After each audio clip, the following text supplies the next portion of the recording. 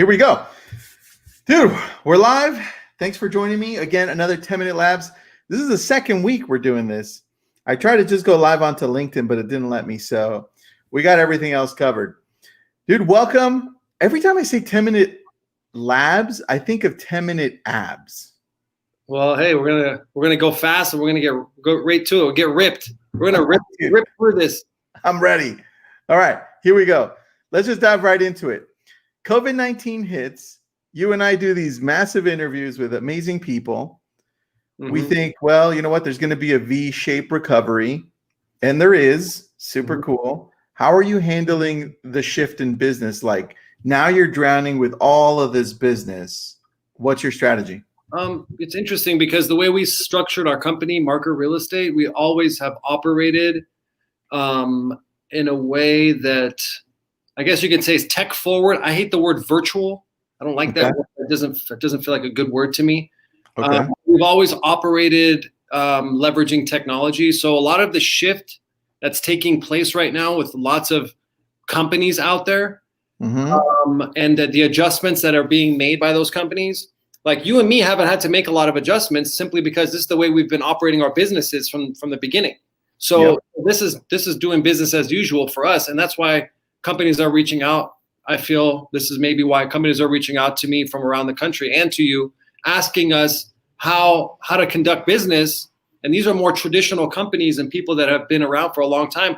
They've just been doing it a certain way, and they're reaching out to us to find out how to position themselves so that they can be profitable and how to really kind of like operate, I guess you could say virtually, or leveraging technology through Zoom and through different working from home. And we have, we've been using Messenger. We use, I have like 10 or 15 different group chats that I'm in. So people it's tough for them just to make those types of adjustments simply by using Zoom.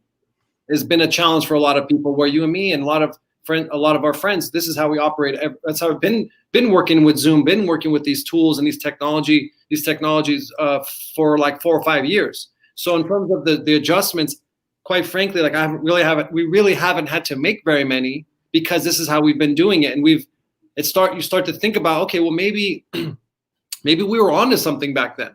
Maybe we were ahead of our time a little back then, and not to be like self-centered or whatever about it. But the reality is a lot of adjustments that are being made now those adjustments are being made to the way that we operate our businesses and how we've been operating our businesses, and maybe that's why we've been so successful. But in terms of the the different things that are happening now, I just feel we're ready for it. We've been ready for it, and that's why we're thriving now.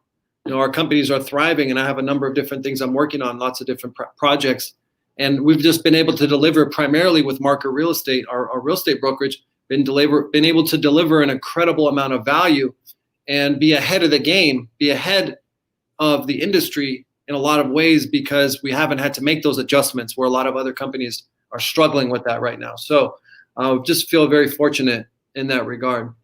All right. So what are you struggling with right now? Well, I think there's always as you grow, there's always growing pains. So I think, some of the things that we're struggling with is just, we're doing a lot of transactions right now. So it's just streamlining operations and just creating systems like we always do. So there's always just, now we have multiple companies that we're working that we're developing, not only for within like ancillary services, like spin-offs and kind of smaller companies that break off of our main brokerage. Like we have an NHT company, we're working like with lending and stuff like that, but also working for other people and providing services to them to help them scale, to help them grow, and implementing the systems that we've been using over the last 4 or 5 years and helping people scale and grow their businesses.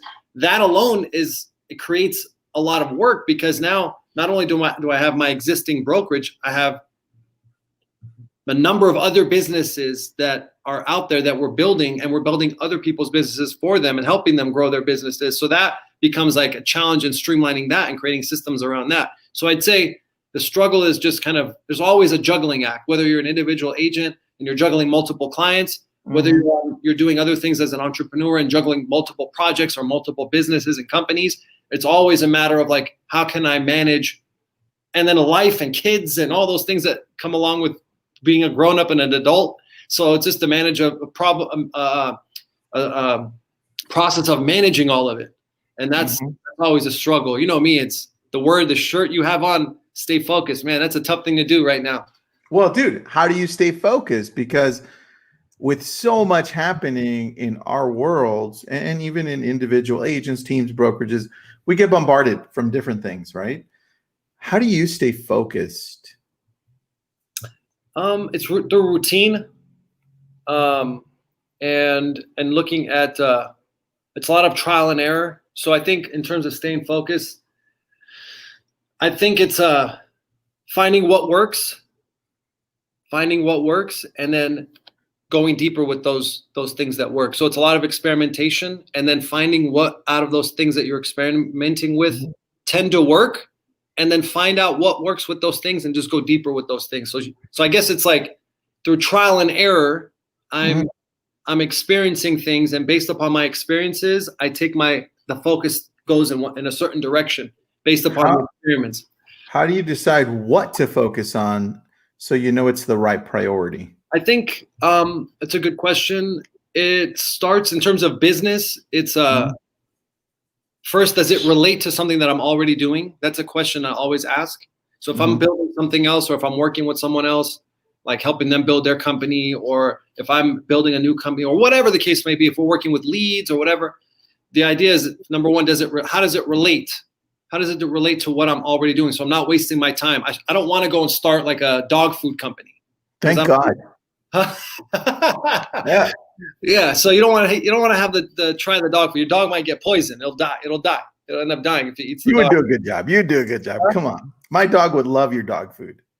Well, I don't know. You'll never find out, because I'm never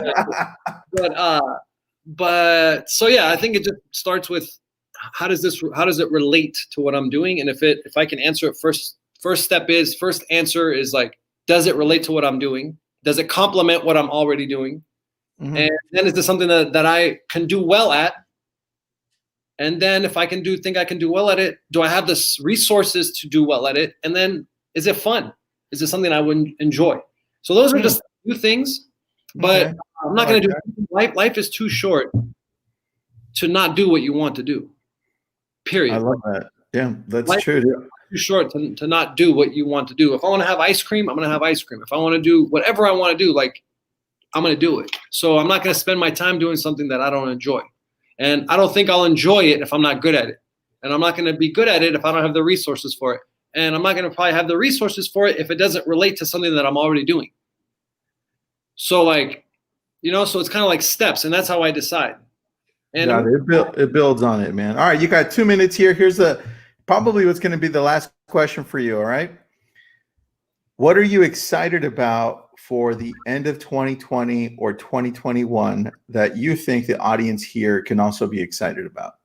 Opportunity. I think there's so much opportunity. I think sometimes we take for granted the amount of opportunity that we have at our disposal in this country, being in a place where you can really do anything that you want to do. There's people that are out in the world that have very limited opportunities, and sometimes we just don't know the amount of access that we have. So really, I can start getting specific, like, okay, interest rates are low, and there's people out there in the marketplace. I mean, but speaking generally, just period, anything that we want to do, we can do. There's nothing that for the most part, like, as long as it's legal, and there's mostly everything in terms of business, it's pretty hard to do. It's hard. It's like, it's easy to do things. I don't want to say it's easy to be successful, but there's a lot of opportunity to be successful. So it's really just, I'm excited about, I think for all of us, the amount of opportunity that's in front of us is like endless. It's just a matter of picking what you want to do.